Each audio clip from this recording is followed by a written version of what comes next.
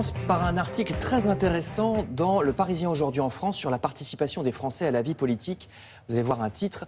Le journal se demande si, avec Internet, les hommes politiques vont lâcher un peu de pouvoir au profit de la consultation des citoyens. Il serait simple, dit le journal, d'informer et de demander leur avis aux gens par Internet, puis de les faire venir ensuite en mairie pour des votes sur des sujets concrets, un peu comme en Suisse où les référendums sont très fréquents. Alors ça se fait déjà un peu à Saillant, dans la Drôme, où la municipalité est gérée depuis les dernières élections par une liste de citoyens et où un quart des habitants participent à des commissions qui décident des rythmes scolaires ou bien de l'éclairage public. Les habitants participent ainsi à la décision, alors que dans les communes d'à côté, note le journal, les mairies font tout au contraire pour ne pas communiquer avant que les projets ne soient bouclés. Le Parisien rappelle que les Français ont pourtant des idées.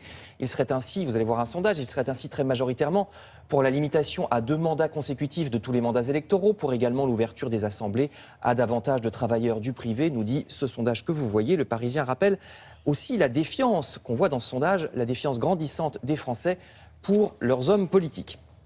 Et beaucoup de journaux reviennent justement ce matin sur la question du duel qui peut-être se reproduira en 2017 à l'identique de 2012. Hollande et Sarkozy sont des têtes d'affiche contestées, écrit La Croix, bien que presque 80% des Français, selon les sondages, ne veuillent ni de l'un ni de l'autre en 2017, seront-ils quand même candidats?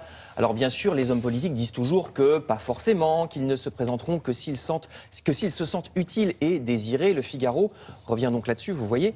Et le journal estime que peut-être il y a quand même un fond de vérité, par exemple si un candidat sent qu'il risque une défaite cinglante, comme une élimination au premier tour. Là oui, il peut hésiter à y aller, analyse Le Figaro. Mais la grande affaire politique de ce week-end, c'est plutôt celle-ci. Elle est un petit peu passée inaperçue, elle est très rarement en une. L'Humanité est un des rares journaux qui note qu'à Davos, le Forum suisse des dirigeants économiques, à Davos vendredi, Emmanuel Macron a déclaré, je cite, que la réforme du Code du travail par le gouvernement signait de facto la fin des 35 heures.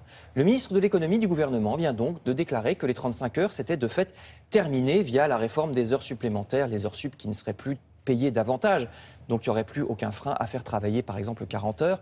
L'Humanité rappelle que l'an dernier encore, Manuel Valls avait dit qu'il n'y aurait pas remise en cause des 35 heures. Les gouvernements de Nicolas Sarkozy en avaient rêvé, écrit l'Humanité. Voilà donc qui est presque fait. Vous trouverez ce matin parmi les rares voix à gauche contre ce projet la maire de Paris, Anne Hidalgo, qui est reprise ici, vous voyez, dans un article du Figaro. Enfin, je termine avec une histoire un peu loin de nous, puisque ça se passe aux USA, mais qui est tout de même assez intéressante parce qu'elle montre un autre visage des États-Unis, terre de la liberté d'entreprendre et du très faible chômage. Voici une histoire moins glorieuse. Vous apprendrez dans plusieurs journaux ce qui arrive aux villes pauvres des États-Unis, loin de New York ou de la Silicon Valley, la ville de Flint, dans le Michigan, ex-région industrielle qui désormais est très pauvre. Cette ville a dû puiser pendant des mois son eau du robinet dans une rivière très polluée. Vous voyez une photo où les gens brandissent des biberons avec une eau jaunasse, 900 fois au-dessus des normes de plomb. Puiser cette eau avait été décidé par des administrateurs nommés pour faire des économies à cette ville pauvre. Oui, oui. Ah bon? Ah ben évidemment, ça coûte moins cher. Je vous le Donc confirme. tout le monde est au courant. Histoire à lire. Eh bien, il y a eu un petit article dans un journal new-yorkais à l'époque qui n'a pas trop fait rebondir la chose et ça ne sort que maintenant, 1 an après les faits, parce que les habitants sont très très mécontents. Merci avec Laurence Ostolaza.